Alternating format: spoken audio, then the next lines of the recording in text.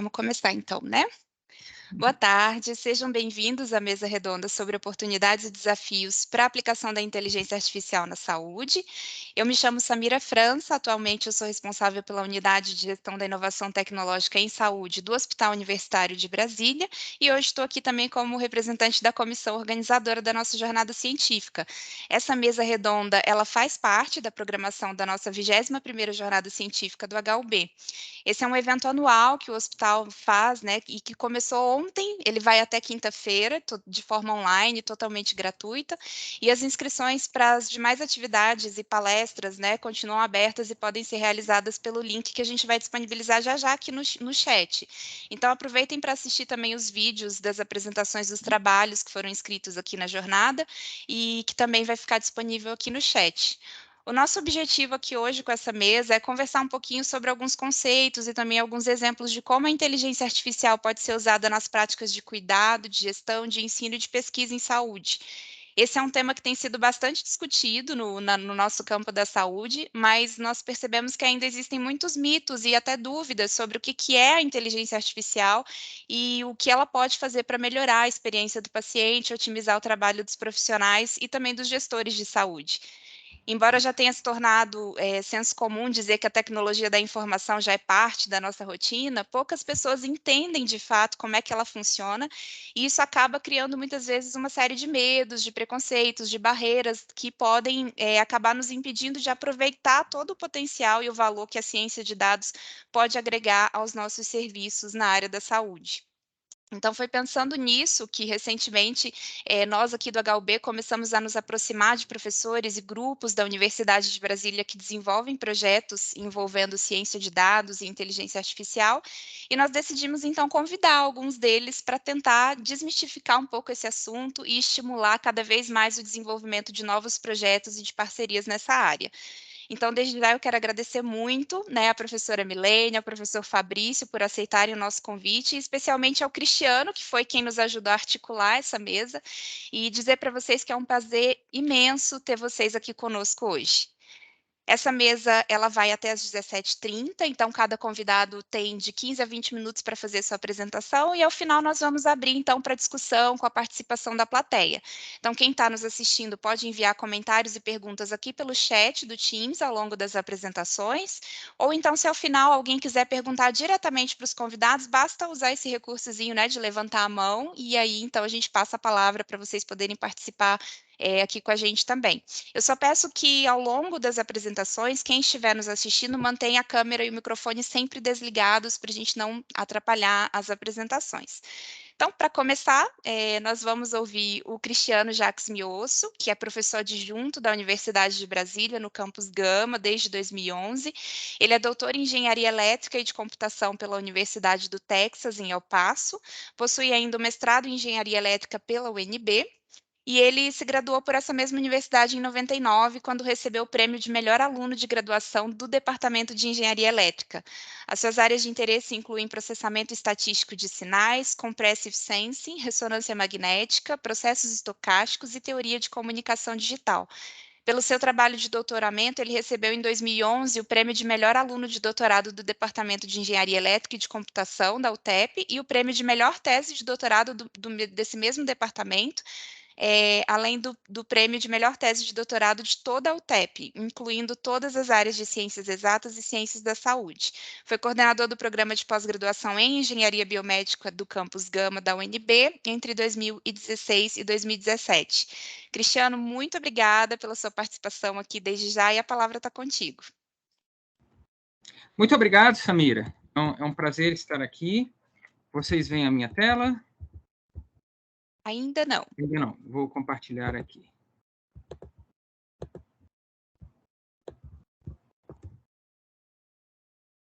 Pronto. Ok. Bom, muito obrigado pela apresentação, Samira. Eu gostaria de começar agradecendo o HUB, agradecendo a EBSER por essa oportunidade. Eu acho que a chance que a gente tem de colaborações com a HUB é fantástica, e agora com os demais hospitais associados à EBSER. Eu quero até destacar que alguns dos trabalhos dos quais eu mais me orgulho foram juntos com a HUB, sobretudo com a equipe da radioterapia, né, o físico médico Samuel, o Luiz Felipe, a Cristina Duarte, na época estava na equipe da radioterapia.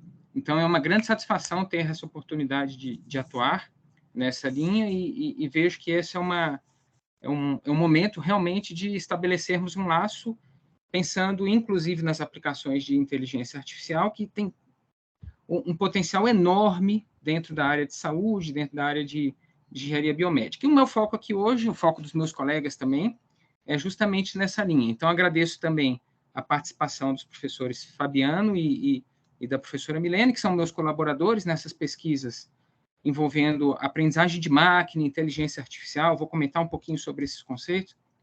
E temos realizado muitas aplicações voltadas à análise de sinais médicos, de imagens médicas, e é sobre isso que vamos falar hoje. Então, obrigado a todos. Finalmente, agradeço também a participação de toda a plateia. Será um prazer podermos conversar e discutir os potenciais e os desafios que nos aguardam. Tá? Então, bom, nessa apresentação, nós três teremos como focos abordar algumas questões centrais, alguns pontos norteadores, que são as possibilidades de avanço que a inteligência artificial apresenta, os desafios para os profissionais, e aqui eu quero destacar muito, os profissionais de saúde, médicos, enfermeiros, fisioterapeutas, etc., e também os profissionais de engenharia e de tecnologia da informação. Quais são os grandes desafios que nos aguardam? Eu quero falar um pouquinho sobre isso também. Um outro aspecto importante que a Milene vai discutir bastante é a questão da validação científica dos resultados e, sobretudo, a questão da robustez. É um ponto importante na inteligência artificial, porque, como a gente trabalha muito com dados e treinamentos a partir de dados, fica sempre a pergunta de quão robusto aquilo vai ser numa situação real de uso depois em ambientes potencialmente diferentes daqueles do treinamento, e tem toda uma ciência por trás disso. Ela vai tratar um pouco dessa questão de robustez. E, por fim, a gente vai abordar também a questão de como que essas pesquisas nossas se inserem no contexto internacional, no estado da arte, do que existe hoje de inteligência artificial, e o Brasil como um todo também, como que ele se insere nesse cenário. Um pontinho a mais que eu quero destacar desde já é que, quando eu falo em possibilidades de avanços, eu queria destacar tanto nas pesquisas que já são mais comuns, o tipo de pesquisa que já se faz mais rotineiramente em inteligência artificial voltada para a saúde, quais são os problemas mais atacados comumente, mas também outras pesquisas que têm grande potencial e que têm sido até então menos exploradas, mas que é até uma pena, porque há um alcance muito grande também nisso e quem sabe, a colaboração da nossa equipe com a HUB não traz aí uma oportunidade da gente explorar também esse espaço menos explorado dentro da inteligência artificial. Nesse sentido, a gente vai focar, né, quando eu falo em inteligência artificial, a gente vai focar em tecnologias para a saúde, né, na área de engenharia biomédica. Então, aqui tem até algumas imagens de pesquisas anteriores nossas, mas mais para frente a gente vai mostrar imagens de pesquisas atuais também, não é? Então, quando a gente fala em engenharia biomédica, é uma área tão vasta, tão ampla, né? Desde a radioterapia, essas imagens aqui são de pesquisas junto ao HUB, devo destacar, pesquisas publicadas, né? Mas também a parte de formação de imagem médica, a parte de instrumentação biomédica, de telemedicina, de análise de sinais fisiológicos, e em todos esses aspectos e tantos outros, dentro de tecnologia em saúde, a gente tem um espaço hoje muito grande para explorar os avanços recentes de inteligência artificial. Tá?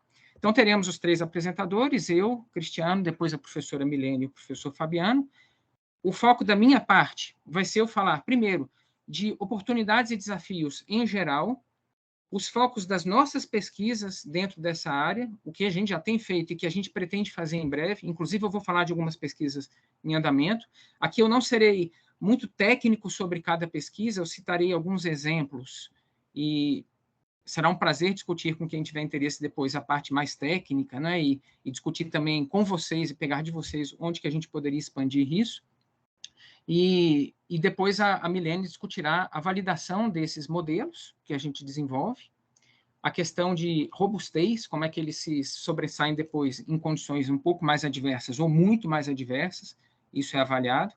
E, por fim, o Fabiano falará da nossa inserção no contexto do estado da arte, tá? Em todo o mundo. Bom, então vamos lá. Quando eu falo em aprendizagem de máquina, e notem que eu estou usando os termos aprendizagem de máquina e inteligência artificial, eu quero destacar que, assim, aprendizagem de máquina é um dos aspectos de inteligência artificial, é o aspecto mais abordado dentro dessa área hoje. E quando a gente fala em aprendizagem de máquina, a gente se refere a algoritmos, a programas de computador. É um programa que a gente desenvolve, que vai rodar numa plataforma específica ou num equipamento específico, apropriado à situação de uso. Mas são programas em que a gente tem parâmetros ajustáveis, e esses parâmetros é que são responsáveis pela saída, pelo que o programa faz. Por eles serem ajustáveis, isso significa que, pelos algoritmos de IA, a gente pode ajustar esses algoritmos, alterar o seu comportamento, e isso se faz a partir de exemplos. Daí a grande importância de dados, de sinais de exemplos, por isso que hoje a área de ciências de dados é tão relevante, não é? Porque é justo ali que a gente utiliza as informações coletadas em cenários reais para treinar esses algoritmos, para ajustar esses parâmetros. São algoritmos, por vezes, sofisticadíssimos, né, que requerem uma programação bem complexa, mas que já são bem solidificados no uso em diferentes contextos e que têm dado resultados, assim, por vezes surpreendentes. Tá? Então, são algoritmos treináveis e por que isso? Né? Qual é esse propósito de fazer um algoritmo que a gente ajusta, um programa que a gente ajusta a partir de exemplo? É porque, de um lado, a gente depende menos de modelos matemáticos prévios, o que significa que, mesmo que seja muito complexo modelar matematicamente aquele sistema, se eu estou falando, por exemplo, de um diagnóstico médico, imagine a complexidade de eu olhar um sinal e dali tirar um diagnóstico, ou de olhar uma imagem médica e tirar um diagnóstico. Ou quando a gente está falando em fazer fabricar uma imagem de ressonância magnética, eu quero usar IA para isso. Bom, eu utilizo exemplos prévios dessas situações, ajusto os parâmetros e tem toda uma ciência por trás disso. Tá?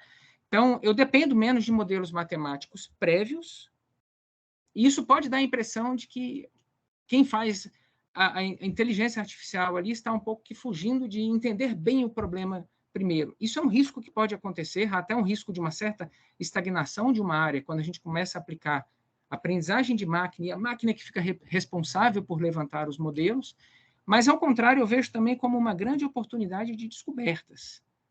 Porque é aqui que a gente vai ser capaz de, analisando esses modelos gerados, observar o que ele está usando e que a gente estava desconsiderando, né? Que tipo de informação que ele buscou nos sinais, nas imagens, que a gente não estava levando em conta. Então, na realidade, eu vou falar um pouco disso depois.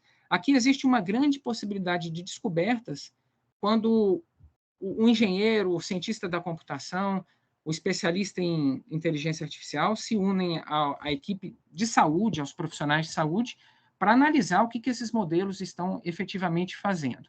Né?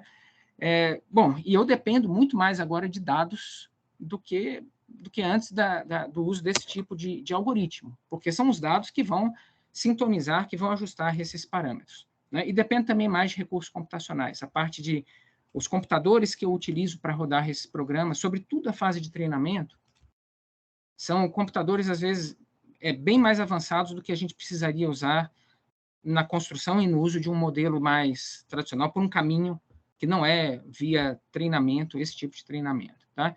É isso, então, que eu entendo por aprendizagem de máquina, não é? E isso traz várias aplicações possíveis. E como que essas aplicações podem ser exploradas, quais os potenciais que a gente vê aqui para a aprendizagem, para a área de saúde. Né? Então, bom, um tipo de aplicação que a gente faz a partir desse treinamento de algoritmos é o seguinte: uma vez que eu treinei um algoritmo para conseguir tirar alguma informação dos sinais de exemplo que eu forneci para ele, depois, quando eu forneço novos sinais, ele é capaz agora de tirar novas conclusões sobre um dado que ele não tinha visto antes. Né? E isso eu uso, por exemplo, para treinar determinadas tomadas de decisão. E isso entra numa categoria que a gente chama de classificação ou de clustering, são duas abordagens diferentes, mas é aqui que entra, por exemplo, a parte de auxílio diagnósticos.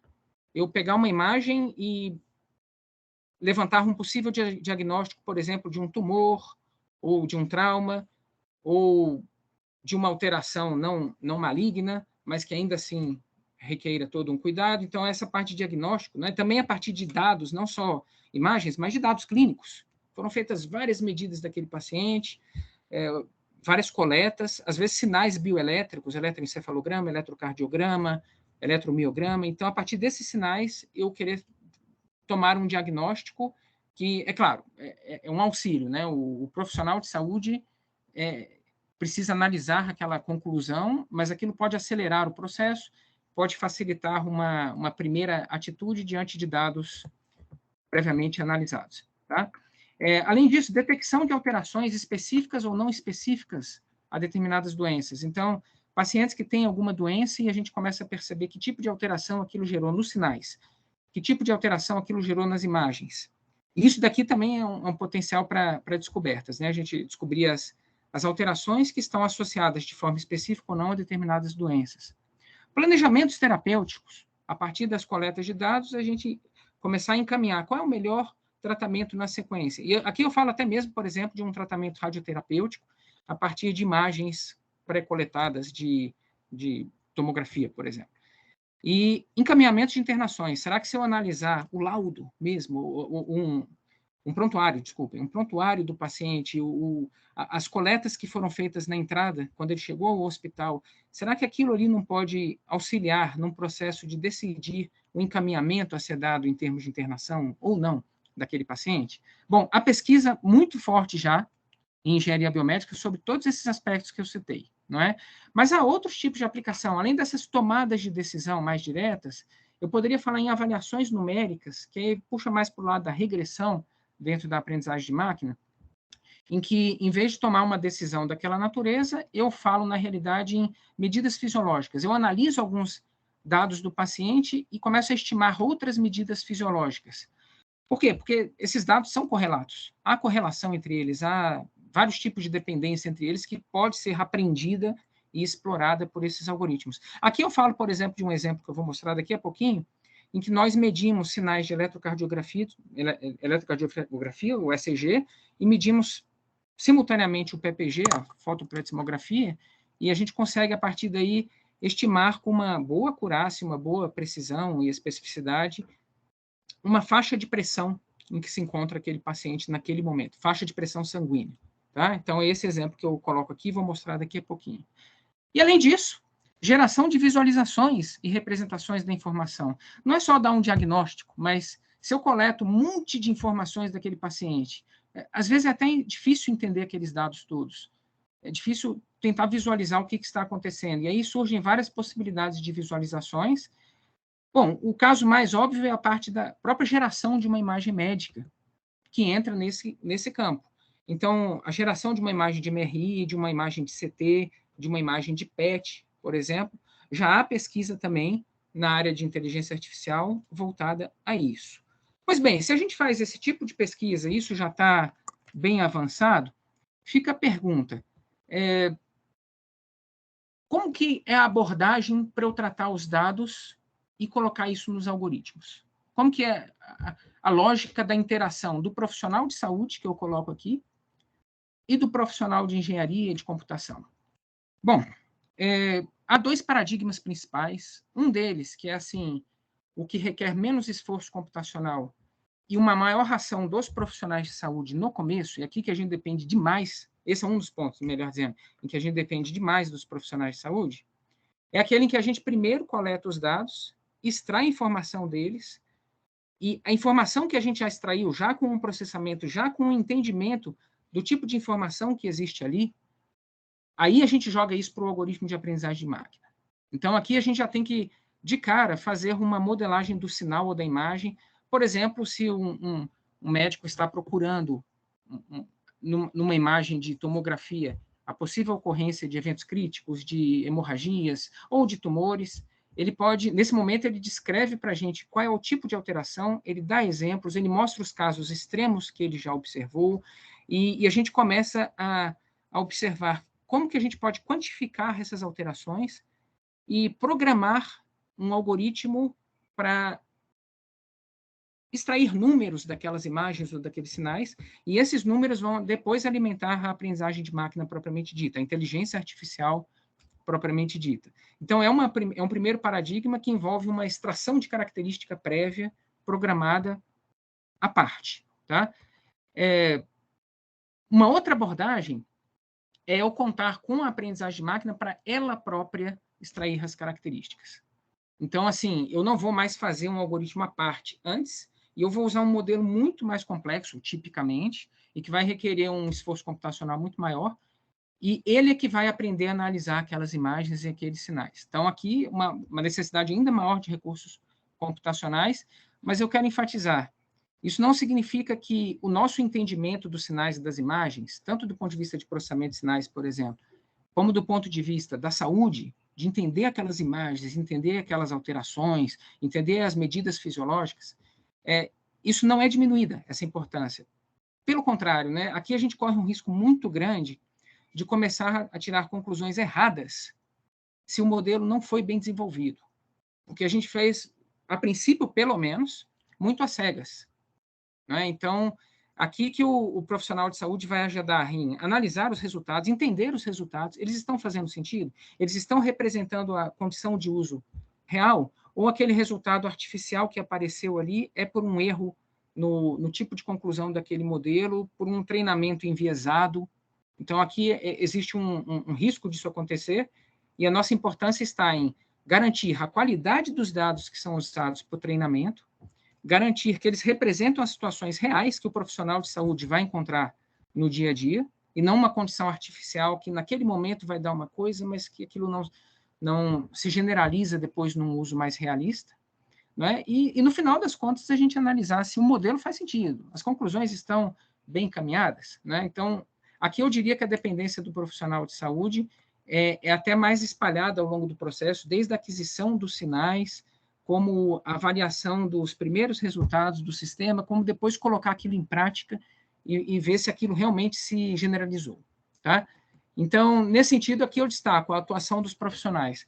De um lado, o profissional de saúde ele que vai levantar os problemas reais em serviços e pesquisas de saúde, né, em pesquisas em saúde, ele que vai dizer o que está afetando muito, por exemplo, o dia a dia de um serviço de radioterapia, um serviço de oncologia, as atividades no hospital, a fisioterapia, o que está atrapalhando em termos de atrasar os processos e que a gente poderia tentar automatizar com inteligência artificial. É o profissional de saúde que vai ajudar a levantar os problemas reais. Né?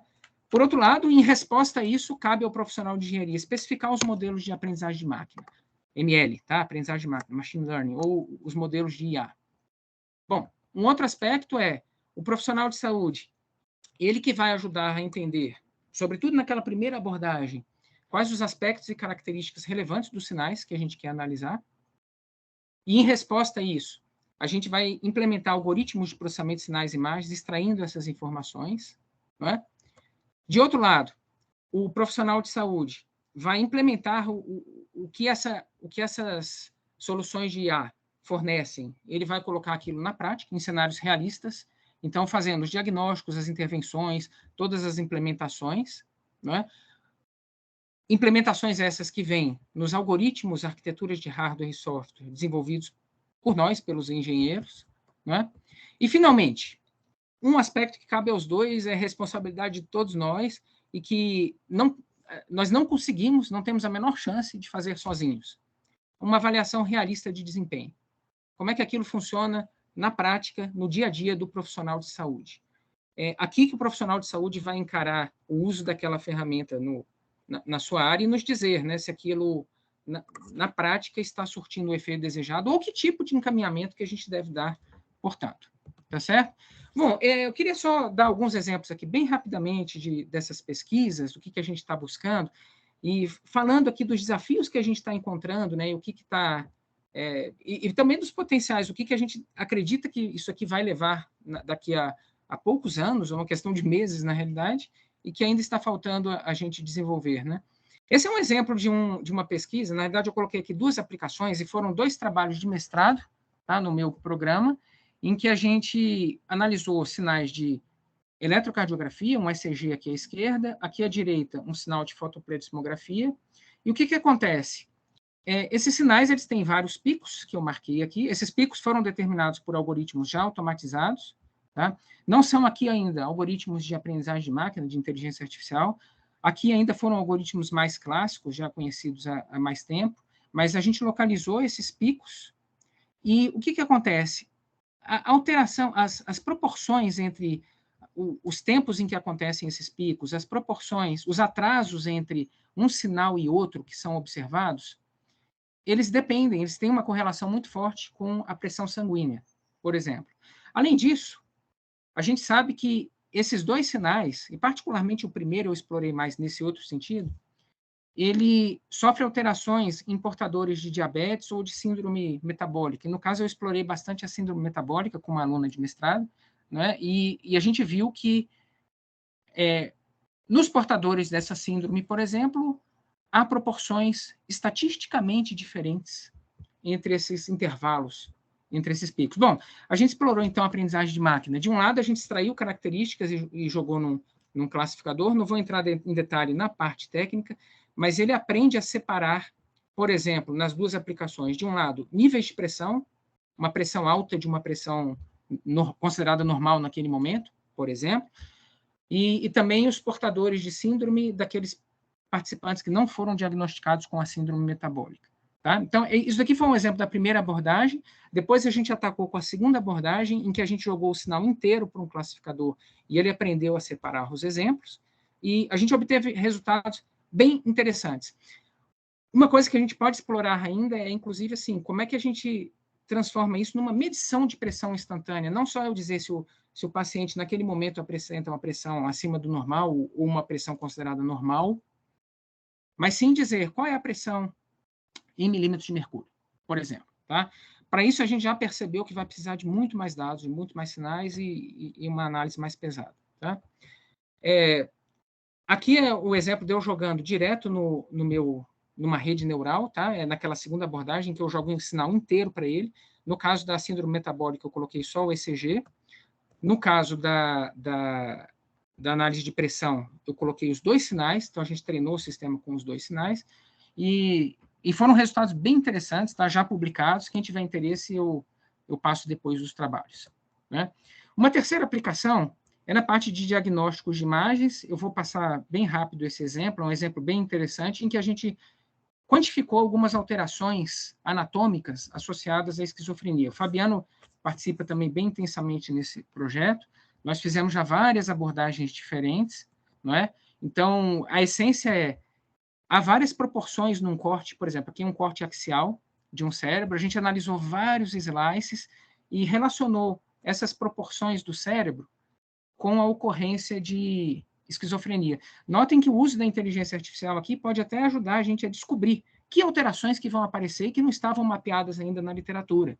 Né? E, de fato, a gente começou a descobrir que uma rede treinada a partir das imagens completas, ela começa a aprender aspectos que a gente não tinha levado em conta num primeiro momento. Esse tipo de descoberta que a gente quer buscar explicando os modelos gerados pela aprendizagem de máquina. Tá? Uma quarta aplicação é assim, eu não vou... a terceira aplicação ela é um exemplo mais clássico. Eu pego uma imagem pronta e vou tirar um diagnóstico dela. Mas fica uma pergunta, será que eu não poderia também usar a inteligência artificial para construir a imagem em início de conversa? Esse é um aspecto muito menos explorado, mas a inteligência artificial tem toda a condição de abordar isso. Né? Quando a gente fabrica uma imagem de ressonância, a gente parte de algumas medidas num espaço chamado espaço K, não vou entrar em detalhes, mas aqui são dois exemplos bem pouco densos, em que eu usei muito pouca informação nesse plano para fabricar uma imagem. Na verdade, essa imagem, deixa eu ressaltar, não foi feita a partir dessas medidas. Essas medidas seriam poucas para eu fabricar uma imagem com essa qualidade. Tá? Mas só aqui ficou mais fácil visualizar com poucas medidas, eu coloquei dessa maneira. Eu tenho aqui uma trajetória radial, uma trajetória espiral. De um lado, por exemplo, aqui com uma trajetória mais densa, a gente pode usar um algoritmo já consagrado, que é o estado da arte na área, que é o Compressive Sensing, para fabricar uma imagem. Aqui sim, essa imagem da direita foi feita a partir dessas medidas bem mais densas. Mas, vejam bem, a gente sempre quer acelerar esse processo de aquisição. É um grande desafio, porque a ressonância ela tem um custo muito alto da aquisição, né? O paciente parado naquela máquina, é difícil ele fazer aquilo, e isso gera um custo muito alto do exame. Aí fica a pergunta, será que eu não consigo diminuir a quantidade de medidas e reconstruir? Bom, olha só, se eu uso uma técnica já consagrada para isso, mesmo o Compressive Sensing, que é a técnica mais avançada de reconstrução já em uso, tá? Se a gente reduz aqui significativamente, ou de forma importante, a quantidade de medidas, a qualidade da imagem já degradou muito. Aparecem esses artefatos aqui fora, que formam um tipo de padrão. E isso desperta para a gente o seguinte interesse. Poxa, se é um padrão, eu não posso treinar um algoritmo para aprender esse padrão e tratar esse padrão? E isso que a gente começou a desenvolver. Tá? A Milene também está atuando bastante comigo nessa linha. A gente usou já alguns modelos diferentes. Inclusive, uma aluna de mestrado dela usou um tipo de modelo para isso. E aqui eu utilizei um modelo específico, que é o das redes generativas adversárias, as GANs condicionais, particularmente falando, e o treinamento dela é feito da seguinte forma: eu entrego vários pares de imagens, aqui são só uns poucos, mas na prática foram centenas de imagens de ressonância, do mesmo tipo de corte, no caso axial, e tanto a imagem de referência, que é uma imagem reconstruída com muito mais medidas, mas também uma imagem reconstruída com menos medidas. E o propósito é o próprio algoritmo aprender isso. Então, foi o que a gente fez, treinamos um algoritmo para isso, e aqui tem alguns exemplos de reconstrução no final. Aqui um caso de uma imagem com alguns artefatos, ela está mais suave um pouco nesses artefatos, mas a rede treinada, o algoritmo aprendeu a tratar aqueles erros gerados por poucas medidas, né? Aqui um caso mais exagerado, um caso mais crítico, com bem mais artefato, mas a rede também tratou bem e reduziu bastante, né? E a gente quer agora quantificar. Isso aqui está em andamento, e a gente quer quantificar até que ponto a gente pode reduzir a quantidade de medidas e entregar para o profissional de saúde uma imagem que ele não perceba mais o efeito daquela redução das medidas. Porque não é perder qualidade, a gente quer acelerar o processo de aquisição. Então, aqui é o profissional de saúde que vai me dizer, né, o radiologista, por exemplo, que vai me dizer se ele percebe diferença entre essa imagem da direita e uma imagem reconstruída com um número típico de medidas que ele já usa na prática. Tá? Bom, então, em conclusão, pessoal, tem muitas possibilidades de avanço. A gente fala muito em auxílio diagnóstico, técnicas já consagradas que a gente usa para vários tipos de sinais, faz parte do dia a dia de quem trabalha com aprendizagem de máquina em saúde, aquisição de sinais, como eu adquiro sinais de forma eficiente, a parte de formação da imagem médica, né? Mas a gente tem também uma grande necessidade de auxílio do pessoal da saúde, tanto para ter um grande volume de dados de exemplo para as técnicas modernas e para as outras técnicas, para a gente entender esses sinais e fazer a extração de características. Isso tudo é uma tarefa multidisciplinar, né? A gente precisa dos engenheiros de sinais, como eu, a Milene, o Fabiano, engenheiros de imagens, os engenheiros de softwares, oncologistas, radiologistas, fisioterapeutas, cardiologistas, entre tantos outros profissionais. Tá? E aí, só para destacar, daquelas perguntas que eu falei, que possibilidades de avanço a gente enxerga? Olha, de um lado, a gente tem várias pesquisas em andamento, vários diagnósticos que ainda a gente está começando a fazer, mas que a gente enxerga um grande potencial, esses diagnósticos podem ser feitos a partir dos dados. A extração de propriedades fisiológicas, que é eu conseguir estimar algumas medidas fisiológicas a partir de outros dados, por causa das correlações entre eles. As avaliações numéricas desses aspectos, a automatização de laudos é uma coisa que está bem em voga, e a parte de segmentação de imagens, que é um dos grandes desafios na área médica, né? Eu pegar uma imagem e separar, por exemplo, os órgãos ali presentes, né? As estruturas ali presentes. E há várias oportunidades pouco exploradas, ao meu ver. A parte de imageamento, eu acelerar as aquisições, por exemplo. E há uma oportunidade mais nobre ainda, a gente conseguir avançar o nosso conhecimento, pegando esses resultados e entendendo o que aquele modelo está usando que eu não estava usando antes, e por que agora melhorou o resultado. Isso pode avançar a pesquisa explorando uma coisa chamada XAI, né? O Explainable AI, a inteligência artificial explicável, quando a gente começa a explicar isso. Então, quais os desafios? Eu preciso do profissional de saúde para me ajudar a definir os problemas relevantes, o que ele está precisando usar no seu dia a dia. Eu preciso que ele me ajude a garantir a qualidade desses dados e os sinais para os modelos, colocar aqueles modelos para atuar em situações reais. É aqui que o engenheiro se realiza, e quando o trabalho que ele fez está colocado em prática e funcionando, e que ele me ajude a garantir que os modelos estão realmente tirando conclusões válidas no dia a dia e que não estão distorcidos quando a gente coloca numa situação real de uso. Tá? Bom, são várias potencialidades que a gente quer explorar e contamos com o auxílio das equipes de engenharia e de saúde do Hospital de Brasília e dos hospitais da EBSER. É isso então, pessoal. Muito obrigado e retorno a palavra. Obrigada, Cristiano. Foi muito bom, né? E é bacana você fechar com isso, né? Que é o que a gente estava conversando lá no início, né? Existe um leque gigante de possibilidades para a gente trabalhar em conjunto, e é bem legal você falar dessa coisa da necessidade do profissional de saúde, né? Porque muitas vezes a gente escuta aquela coisa do receio de que a IA vai substituir o trabalho do profissional de saúde, mas na verdade a gente faz IA com o profissional de saúde junto, né? Então é bem bacana trazer esse ponto também, que eu acho que é um dos mitos que a gente já começa a superar aí. Obrigada, a gente vai ouvir agora, né, continuando aí, né, o que você trouxe para a gente da ideia, da proposta de vocês falarem aqui, a Milene Farias, que é também professora da UNB, ela tem graduação em Engenharia Elétrica pela Universidade Federal de Pernambuco, mestrado em Engenharia Elétrica e da Computação pela Universidade Estadual de Campinas e doutorado em Engenharia Elétrica e da Computação pela University of California, Santa Bárbara. Atualmente, ela é professora associada na UNB, no Departamento de Engenharia Elétrica, tem experiência na área de processamento de sinais, atuando principalmente nos seguintes temas: processamento de imagens, qualidade de vídeo, qualidade de experiência e watermarking tampering, e atua também como revisora para vários periódicos, incluindo o I3E Transactions on Multimedia, o I3E Transactions on Image Processing, Signal Processing, Image Communication, EuroSIP Journal on Applied Signal Processing, Journal of Electronic Imaging, I3E Signal Processing Letters e Electronic Letters. Milene, obrigada por estar aqui com a gente também, e a palavra está contigo. Tá me ouvindo agora, né? Estamos. Ai, que bom. Então, obrigada, Samira, obrigada, Cristiano e Fabiano, por terem me convidado, né?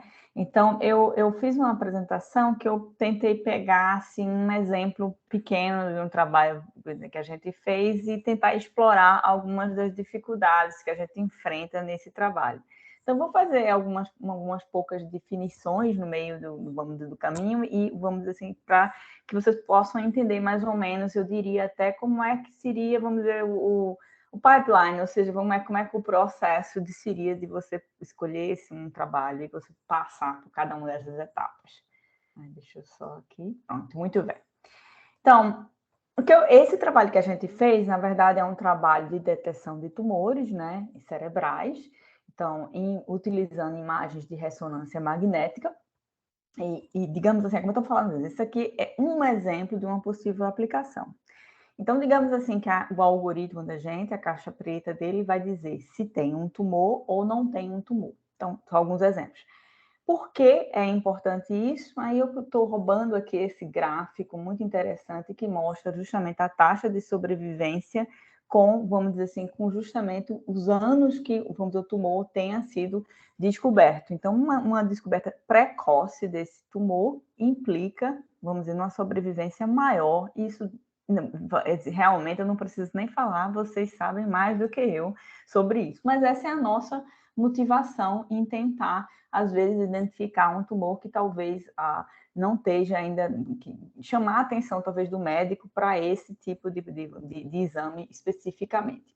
Então, nesse trabalho especificamente, o objetivo da gente é o processo justamente de auxílio de diagnóstico, e a gente utilizou redes convolucionais, né, que seriam, vamos dizer, um tipo específico de aprendizado de máquina, um tipo específico de aprendizado de máquina, em particular, algoritmos de aprendizado profundo. Não vou dizer que as nossas redes eram altamente profundas, mas eram redes vamos dizer assim, de aprendizado profundo, e a gente queria explorar como é o funcionamento em cada um nesse trabalho específico.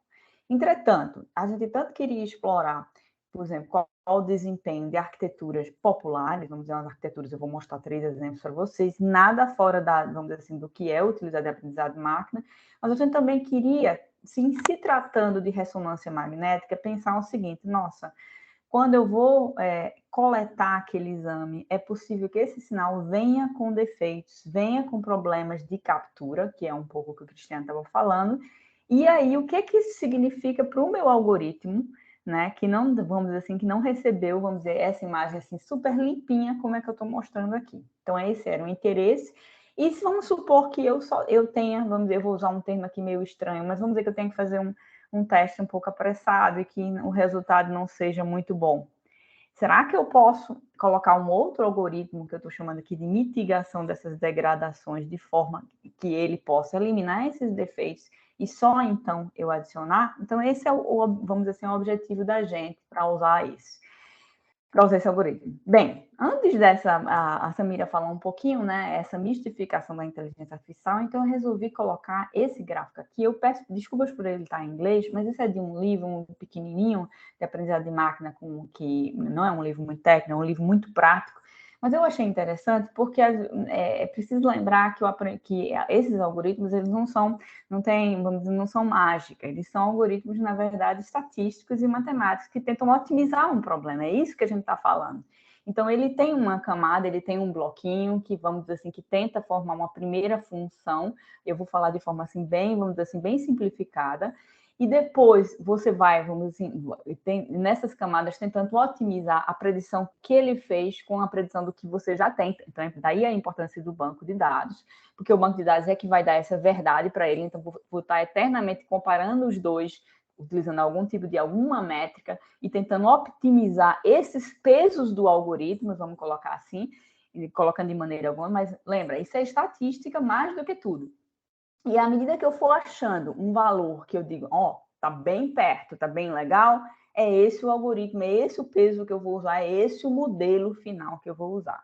Então, eu gosto desse gráfico só para lembrar que não é uma mágica, mas isso é só uma explicação muito rasteira, porque nos últimos 10 anos, eu diria, e principalmente 5 anos, apareceram diversas técnicas que vão controlando esse ajuste, que vão controlando essa otimização, que vão, vamos dizer assim, fazendo que a gente não fique, vamos dizer assim, ajustando o problema ao banco de dados, tá? Mas é só para a gente ver alguma coisa.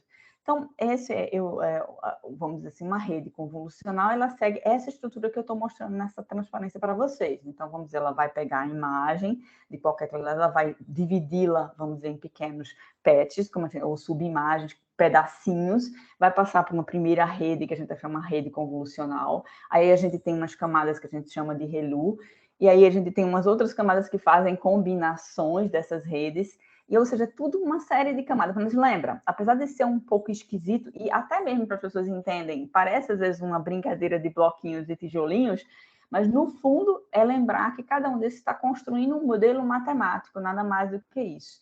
E no final, você tem, no caso do problema da gente, a gente tem um tumor, não tem um tumor. Então, ele vai tomar essa decisão, ele vai chegar a uma probabilidade, olha, tem tanta probabilidade de que tem um tumor e tem tanta probabilidade. E daí, talvez, eu possa trazer de volta a importância, talvez, vamos dizer, do profissional de saúde, do médico, de olhar para esse, vamos dizer assim, para esse número, que muitas vezes, se a gente deixar ele cru e nu, vamos dizer que você colocou um limiar ali como 51%, vamos dar um exemplo assim, mas é claro que uma visão de uma pessoa que tem experiência vai saber, vamos identificar, e daí a importância disso tudo. Bem, por que Deep Learning, né? Deep Learning nos últimos 10 anos tem sido a bolacha da vez, a gente sabe, né? Extremamente, vamos dizer assim, popular, e tem uma razão. A gente está num momento que não só a gente tem uma quantidade de dados, especialmente, e eu vou puxar um pouquinho para o lado da visão computacional, é um momento especial para a área de visão computacional, que a gente tem um absurdo de dados, Facebook, Netflix, né, TikTok agora, etc., né? E essa quantidade de dados, muitos deles pela própria plataforma, inclusive já com labels identificados e manuseados, a gente tem placas gráficas e computadores poderosos, isso tudo culminaram no momento que a gente pode exatamente processar esses modelos que se chamam de Deep Learning porque eles têm camadas extensas, então os modelos vão sendo refinados por várias camadas utilizando várias técnicas. Então, esses modelos, eles têm hoje desempenho em várias aplicações que são considerados desempenho humano ou até superior ao desempenho humano. Por exemplo, é o caso que eu vou mostrar aqui da ImageNet, mesmo do desafio da ImageNet, que o desempenho da máquina e dos algoritmos já é superior ao desempenho, vamos dizer, humano. Então, como é que isso aconteceu? Aí eu coloquei esses nomezinhos, essas camadas e essas caixinhas, que são, vamos dizer, 3 das redes super populares que a gente acaba sempre usando.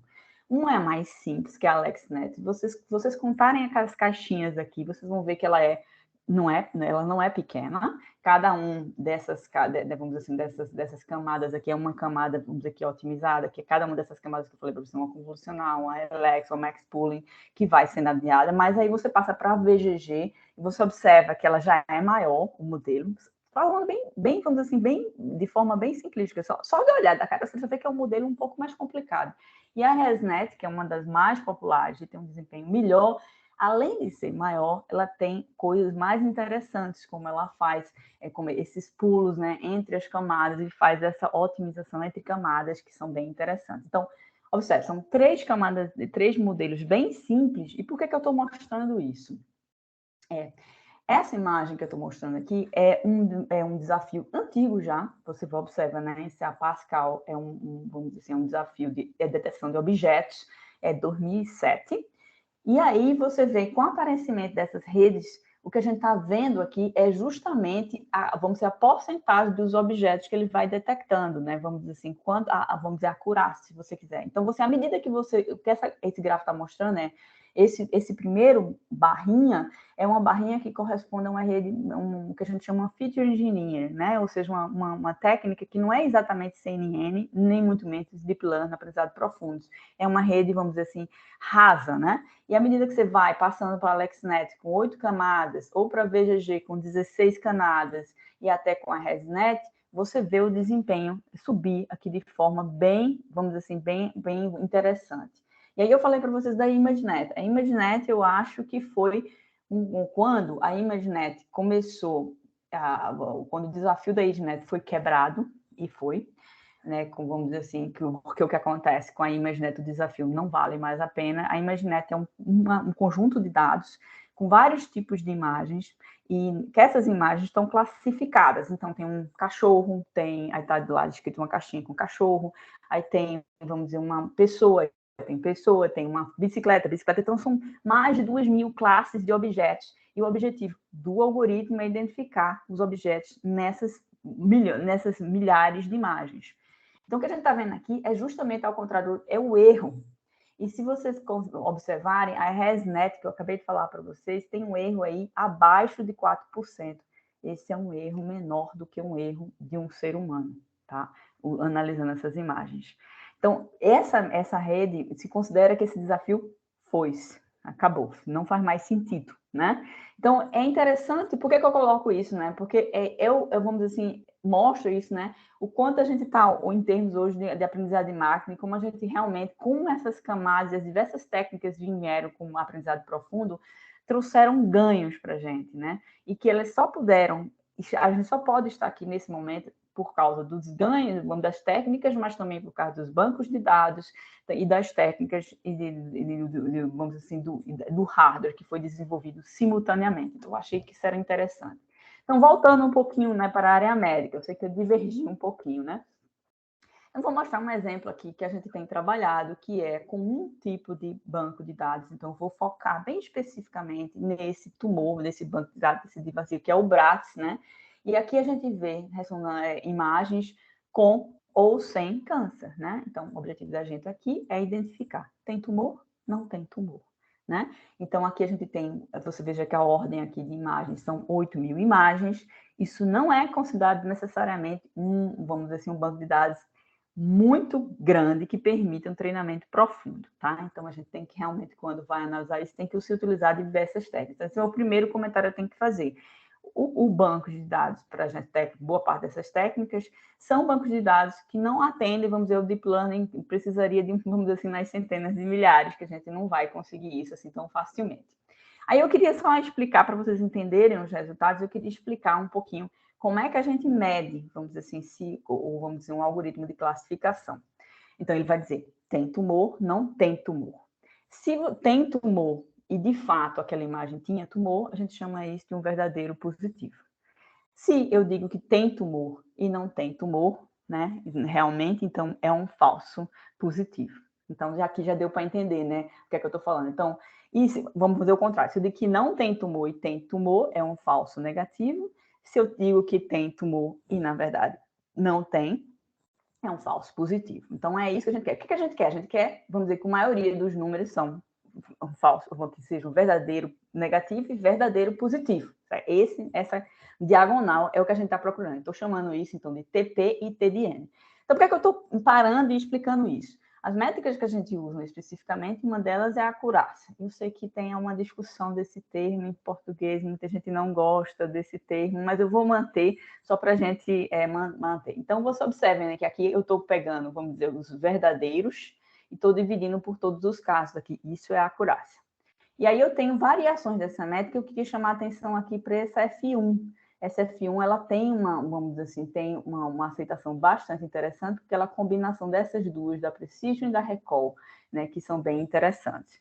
Então, eu não vou poder me demorar muito aqui, que a gente vai estender muito, mas é só para vocês entenderem que tipo de métricas que a gente está usando. Então, um número vai ser dado em porcentagem, e quanto maior esse número, melhor para a gente, né? Então, por exemplo, a gente pegou a ResNet, lembra? A ResNet é aquela rede, aquela última, mais longa, com mais caprichada, e testou no nosso banco de dados da Breset. E a gente obteve uma acurácia da ordem de 91%, aí quase 92%, tá? Aí você fez todas as métricas, estou só comentando a acurácia para não ficar pesado. Aí eu falei para vocês que a gente quer que a maioria dos números estejam nesses dois aqui, né? Que tenha poucos aqui nesse caso, que são os com erro realmente. Então, olha, observe, e esse número, quando a gente fala de 90% acurácia, a gente já está falando de um bom desempenho, tá? É um desempenho bastante bom para a rede. Mas aí, esse foi um treinamento simples, não tem nada de especial, a gente fez transfer learning, que significa que a gente pegou o banco de dados, a gente fez algumas operações nelas para aumentar, a quantidade de dados, mas o objetivo da gente, de fato, era, digamos assim, estressar a rede. O que acontece? A gente tem, em visão computacional, a noção de que se eu entregar uma imagem de baixa qualidade para um algoritmo, ele vai dar erro. Então, por exemplo, lembra que eu falei de reconhecimento de objetos, né, de classes, da ImageNet. Então, esse aqui é o resultado de uma cena, de um vídeo, onde o Iolo foi lá e identificou aqui o que estava acontecendo. Ah, esse aqui é um pote, esse aqui é uma pessoa, esse aqui. Aí eu fui lá e borrei o quadro do vídeo. E esse é o resultado. Então, você observa que, de cara, o desempenho já não é o mesmo, né? Então, essa é a nossa preocupação. Então, e se eu começar com imagens de baixa qualidade, de ressonância, ou qualquer que seja o tipo de imagem médica, o que vai acontecer? Então, a gente fez esse trabalho vamos dizer assim, de forma manual, né? Digamos assim, manualmente, sinteticamente, degradar as imagens. Então, eu sei que não dá para ver no vídeo como eu gostaria, mas o que vocês estão vendo na tela são umas imagens com borrado, então tem duas camadas de imagem que você vai aumentando o borrado lentamente, imagens com ruído, então você vai aumentando lentamente o ruído, então ela vai ficando cada vez pior. E aí aqui eu tenho também um defeito chamado ghosting, então você pode ver que tem uma espécie de umas repetições na imagem aqui acontecendo, então ela vai também piorando. E também aqui tem um erro de contraste, tá? Tem um outro defeito também, mas eu escolhi mostrar isso aqui. Então, se eu apresentar essas imagens aqui para o meu, vamos dizer assim, para a minha métrica treinada, o que acontece?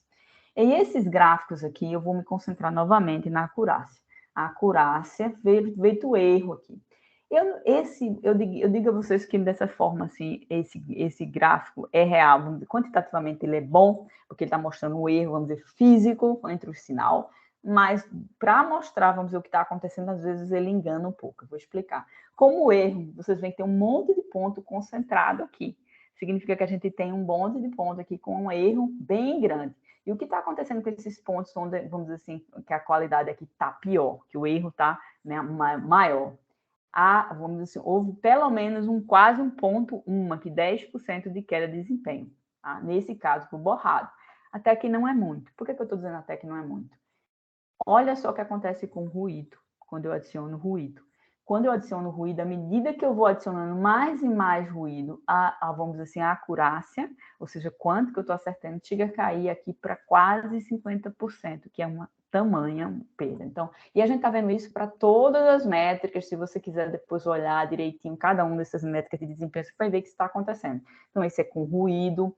Com contraste, foi um pouco mais confuso. Por quê? Porque as CNNs, elas um pouco, muitas das operações que elas fazem, um pouco, eu acredito que elas compensam um pouco o contraste. Então, às vezes eles afetaram, às vezes eles não afetaram tanto. Mas, do ponto de vista meu do algoritmo, isso me gera uma instabilidade que eu não consigo, vamos assim dizer que o desempenho é X ou é Y. Ele pode cair aqui para 50%, 80%, 90%, e eu não tenho nenhum controle. Então, também não foi um bom resultado. Mesmo que não tenha sido uma curva caindo, assim, não interessa. Ele me causou uma instabilidade no desempenho. Esse é um outro defeito que eu não mostrei para vocês, porque ele é um pouco difícil de ver. Ele fica um pouco, a imagem fica um pouco piscando, né? Porque é o ringing, né? E ele também gerou quedas de mais de 30% aqui, vamos dizer, aqui vamos dizer assim, dos desempenhos. Então, não muito bem. O ghosting foi também, a gente teve uma certa dificuldade, porque o ghosting, você controla esses fantasmas, digamos assim, essas cópias, mas pode acontecer que ela caia num lugar em que não prejudique tanto, mas ela também gerou uma grande estabilidade. Então, ok, eu consigo ver que eu tenho que ter cuidado com a qualidade da imagem, que essa qualidade pode sim gerar efeitos na minha classificação. Aqui eu coloquei um gráfico que eu não botei o MSE embaixo, que eu falei para vocês, que às vezes, se a pessoa não sabe entender o que o erro entende, ela dá uma visão errada. Então, aqui está só as medidas que eu vou aumentando, de certa forma, meio perceptual ou visual, né? E aí você consegue ver o que eu mostrei para vocês e fui explicando devagarzinho. Olha o ruído, como ele leva aqui essa curva azul, como ele leva aqui uma queda do desempenho bem ruim. Aqui o ghosting, ele vai caindo, né? Como eu vou aumentando também. E deixa eu olhar, cadê eu procurar aqui? Aqui, o borrado, né? Que é o blurring, né? Que é essa curva amarela aqui. Ela é menos afetada, mas é afetada. Então, isso é interessante, porque a gente queria, vamos dizer, ter essa resposta, já havia essa, vamos dizer, essa resposta em outras áreas de visão, mas a gente não encontrou nenhum desses. Então, qual é o que a gente pensou em seguida? E se eu pudesse consertar a imagem, ou seja, mitigar esses efeitos, melhorar a qualidade antes de eu jogar para a CNN. E aí uma coisa interessante, porque esse algoritmo de mitigação, inclusive eu uso uma técnica chamada U-Former, é outro algoritmo de Deep Learning, que exige um treinamento. Se eu quiser uma única caixa que entre imagem e ele resolva todo tipo de degradação, é um treinamento que deu muito trabalho, né? E eu não diria que está perfeito, mas vamos lá, a gente tem alguns resultados iniciais. Eu fui lá, treinei, mitiguei um pouco esses remédios, esses artefatos, melhorei a qualidade da imagem e agora sim joguei na minha imagem. Então, eu tenho um resultado que é sem defeito e um resultado com defeito, né? Aqui, por exemplo, eu coloquei só os piores casos, sabe? Só, por exemplo, no ruído. Então, tem uma camada em cima que é com ruído, e eu sei que vocês não vão conseguir, mas eu tenho maior prazer de dividir depois esses resultados, né, que foram até de uma aluna de graduação que fez. Embaixo você vê as imagens restauradas. O algoritmo limpou as imagens de ruído, como era de se esperar. Ruído na área de processamento de imagem é algo que a gente convive e sabe limpar, se não for muito grave, há algum tempo. Então, essa curva aqui amarela é a queda sem o uso da mitigação, tá vendo como a acurácia aqui vai caindo, pá. E quando eu aplico o meu algoritmo e limpo a imagem e entrega, olha o que acontece. Eu recupero e mantenho a minha acurácia sem nenhum problema. Era isso que a gente era essa a nossa pergunta. Esse é o ruído, esse é o contraste. O contraste ele não cai tão severamente, mas observe que ao tratar, e na boa, corrigir contraste, um algoritmo, vamos dizer, de Deep Learning é moleza, né? Porque é muito fácil o contraste, né? Ele descobre logo rapidinho o que está acontecendo, né? Então, ele mantém aqui acima dos 90, como a gente queria, e corrige aqui o amarelinho, tá vendo? Aqui em cima, essa linha aqui de cima é as imagens degradadas, e essas aqui é com o contraste corrigido, né? Aqui é a com borrado. Borrado eu já não comecei tão mal, né? Então, mas para mim, a frustração, eu achei que ele foi péssimo em corrigir um borrado. Não foi muito. E aí eu culpo o fato de que a gente está projetando um algoritmo de mitigação que está abraçando o mundo inteiro. Isso é péssimo, né? É essa generalização. ele melhorou, mas não foi aquele sucesso que a gente teve com os outros, né? Então, isso aí eu considero que é uma coisa que a gente tem que trabalhar. Aqui é o Ring ele teve sucesso. O Ring é muito delicado. O que eu achei interessante do Ring é que ele nem corrige tudo, mas é o suficiente para melhorar o desempenho. Então, eu gostei bastante desse resultado em particular. E o Ghost, que é um desafio bastante grande, e uma das coisas que eu diria que a gente precisa ter, inclusive, a ajuda dos especialistas, né, Cristiana? Talvez Cristiana depois possa falar, porque a gente não tem noção de que tipo de, talvez, degradação desse nível aconteça. Porque se a gente estiver trabalhando com uma degradação que está muito fora da curva, não faz sentido treinar. Então, é tudo muito caro em Deep Learning, né? Então, se você coloca um range de defeitos muito grande que não existe na realidade, você está enviesando o algoritmo e gerando algo que não faz sentido. Bem, então, basicamente, era essas, vamos dizer, os resultados. Eles são resultados que a gente ainda está burilando. Eu ainda quero ir em cada um e fazer alguns testes e fazer algumas coisas aqui. A gente tem um aluno de mestrado agora trabalhando nisso, então estou com esperança de que ele consiga fazer alguma coisa. Mas o que a gente pôde concluir já, mesmo desses resultados iniciais, essas degradações têm, claro, impacto no desempenho. Tá? Os bancos de dados têm uma grande importância, né, no treinamento dos métodos da gente. Agora, o que a gente descobriu recentemente, esse trabalho é bem recente da mitigação, é que esse efeito pode sim ser mitigado, se não totalmente, mas parcialmente, por uns algoritmos de mitigação. Tá? Mas a gente precisa o quê? A gente precisa de pensar em algoritmos reais, né, de ressonância, ou qualquer que seja a imagem médica. A gente não pode, apesar de ser interessante o trabalho, o experimento, vamos dizer assim, eu diria, intelectual de ir lá e inventar, tal, a gente precisa de ter todas essas degradações reais e as degradações acontecendo todas ao mesmo tempo, e não assim, tão vamos dizer assim, escolhidas a dedo. Então, isso é uma coisa que é falho no estudo da gente hoje. A gente estressou, mas agora a gente precisa partir para imagens de fato degradadas e que acontecem com limitações. E aí a gente vai ter um trabalho certo, eu considero grande, de pensar em como treinar essas redes, em como escolher de forma que todo esse balanço seja possível, tá certo? Bem, eu espero que eu não tenha passado muito meu tempo, mas era basicamente isso que eu tinha para dizer, acho que, né? Ok?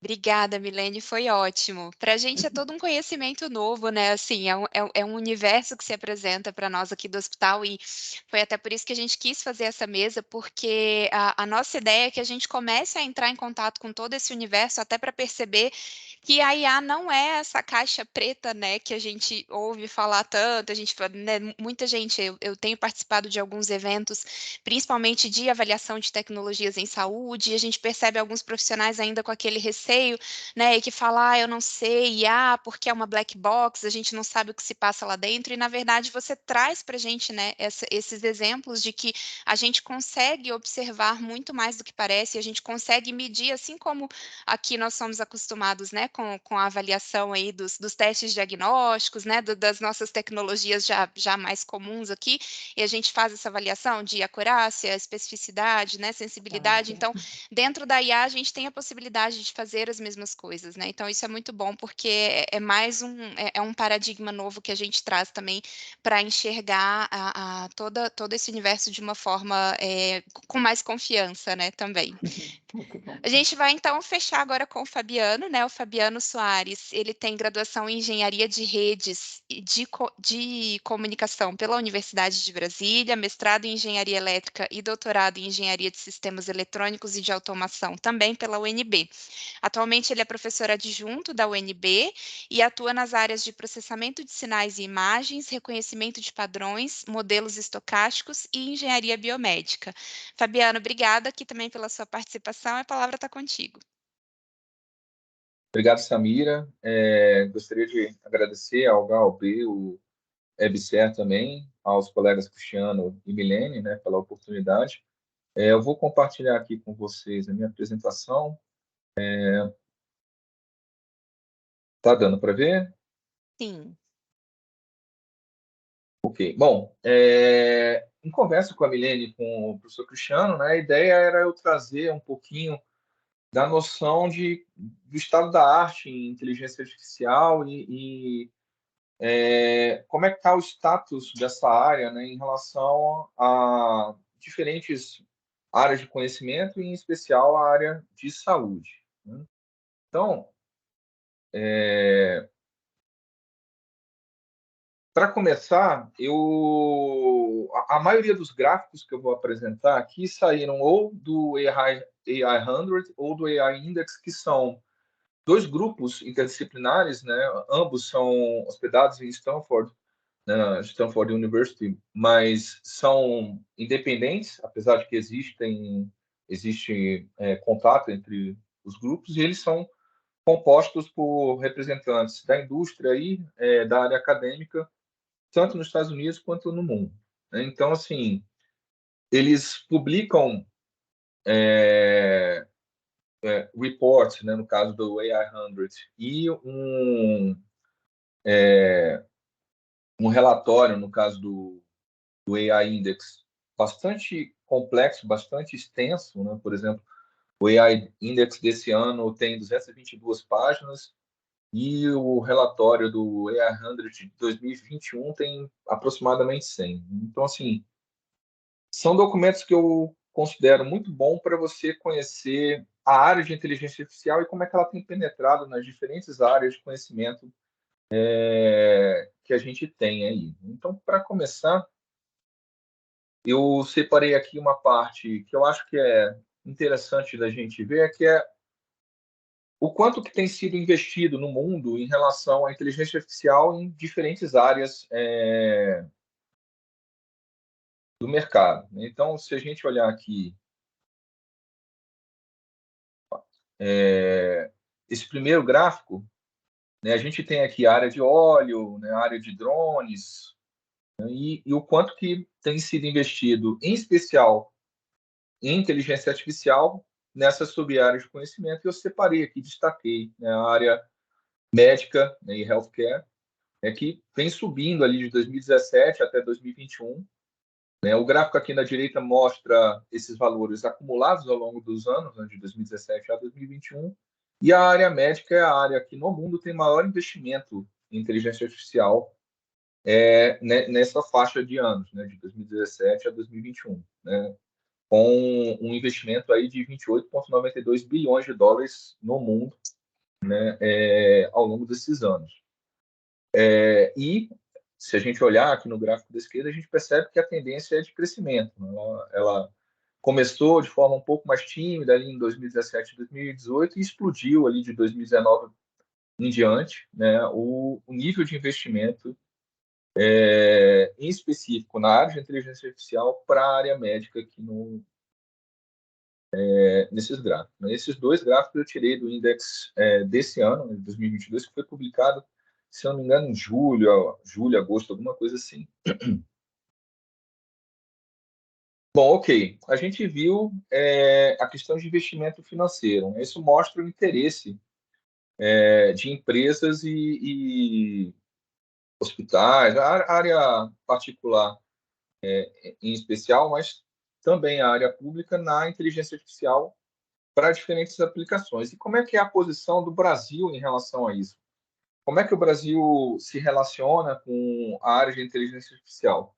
Para a gente entender um pouquinho como a inteligência artificial é tratada no Brasil, eu separei aqui outros 3 gráficos também do Index, né? Alguns deles de 2022 e um específico em 2021, onde a gente pode ver como é que o Brasil se posiciona em relação ao uso da inteligência artificial, principalmente nessa relação entre a academia e a indústria. Então, a gente tem aqui, primeiro gráfico à esquerda, uma medida de quantos processos legislativos foram criados de 2016 a 2021. Aí a gente tem aqui, né, em primeiro lugar, o Reino Unido, com 939 processos legislativos iniciados na área de inteligência artificial, mas o Brasil não está muito para trás nessa área, né? A gente tem aí, durante esse período, 2016 a 2021, um total de 123 processos legislativos que levam à criação de leis, a criação de regulamentos, etc., para lidar com a inteligência artificial. Então, existe uma preocupação legislativa em relação à inteligência artificial, e isso é uma coisa positiva, como a gente vai ver mais para frente, né? Existem alguns impactos e alguns cuidados que a gente tem que tomar com a inteligência artificial, e essa legislação nos dá um resguardo em relação a isso, né? E o Brasil tem caminhado com atenção nesse sentido. Aqui, na direita superior, a gente vê um gráfico que representa o seguinte, né? Aqui é o FWCI, que é um índice de qual o tamanho do impacto da publicação, né, ou do grupo de publicações na área de inteligência artificial. E aqui no eixo X a gente tem a quantidade de publicações num gráfico logarítmico, né, de publicações em parceria da área acadêmica com a área comercial. Né? Então, quanto mais alto a gente tem no gráfico, mais impactantes são os artigos publicados por aqueles países, e quanto mais a gente caminha aqui para a direita, maior é o número de artigos publicados na área de inteligência artificial nessa parceria entre iniciativa privada e academia. Então, a gente vê que o Brasil, nesse posicionamento aqui, né, que ele não está muito para baixo em relação ao número de publicações, mas ainda está num nível bem baixo de impacto em relação às publicações na área de inteligência artificial. Ele ainda está um pouquinho, né, ligeiramente em cima da média, que a média seria 1 aqui, né, dessa normalização, mas muito próximo dela, essa média em relação ao mundo. E aí a gente tem alguns casos interessantes. Nos Estados Unidos, obviamente, está aqui na ponta, né?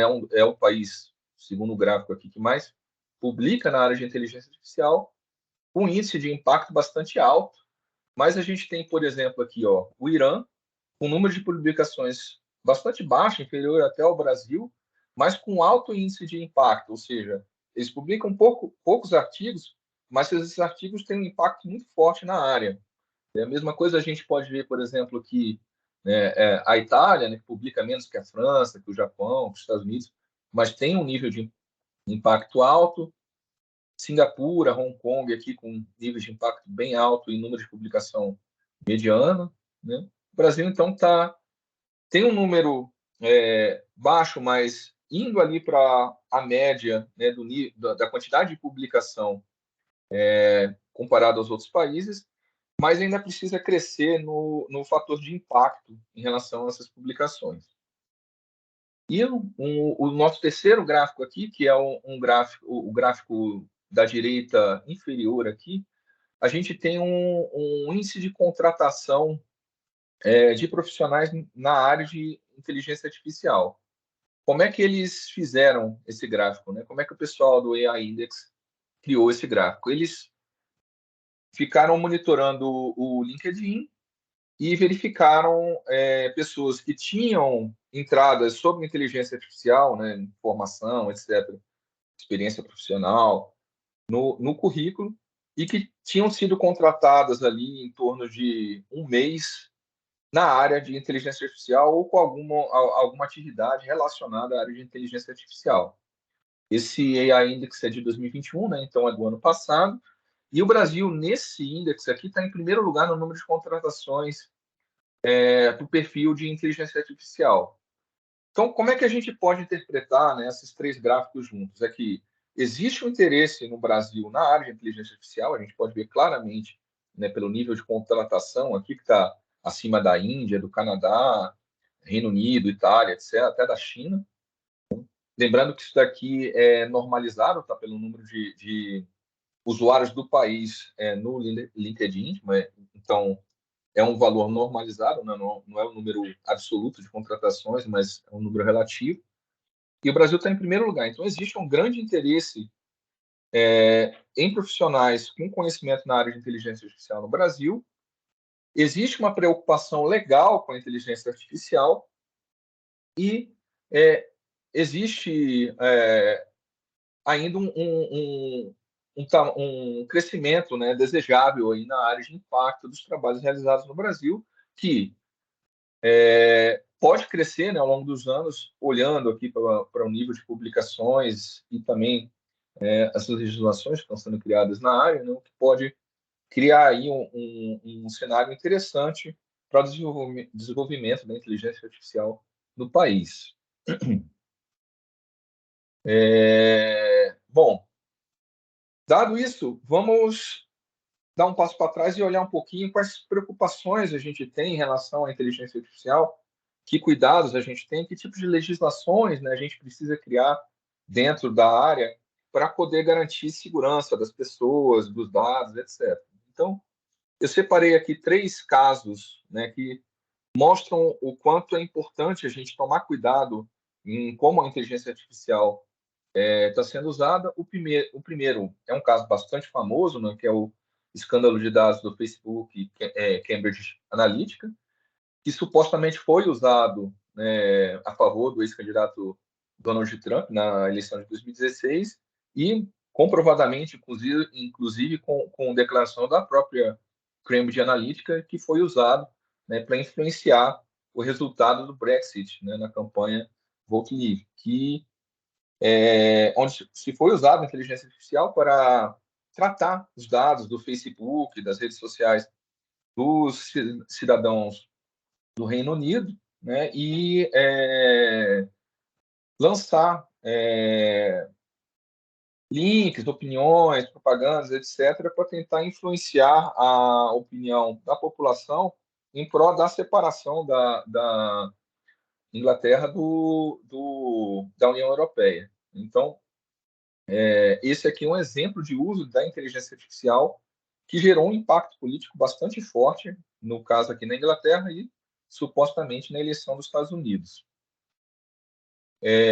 Um outro caso bem interessante que tem a ver com a parte de saúde que eu selecionei é a controvérsia dos dados do Google Nightingale, que a princípio é uma iniciativa interessante de que reunir, né, dados médicos de muitos pacientes de diferentes doenças para tentar, de alguma forma,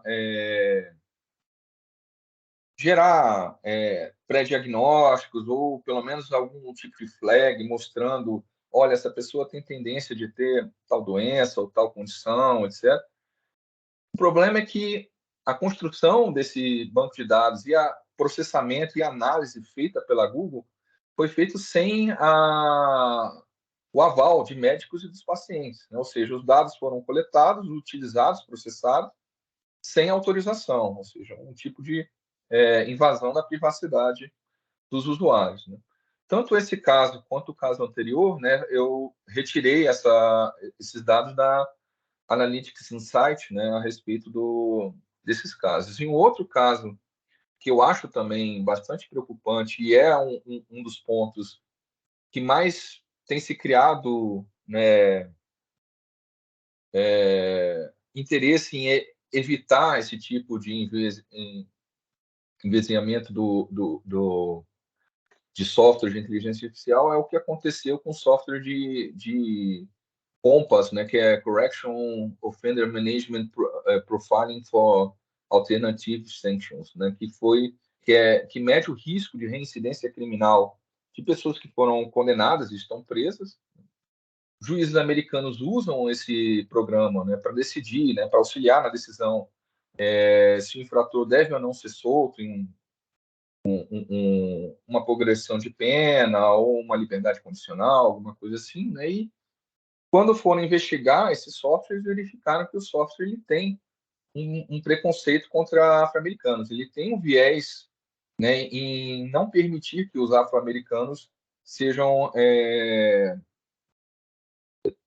tenham benefício de uma pena reduzida, etc. Ou seja, é um problema de software bastante grave.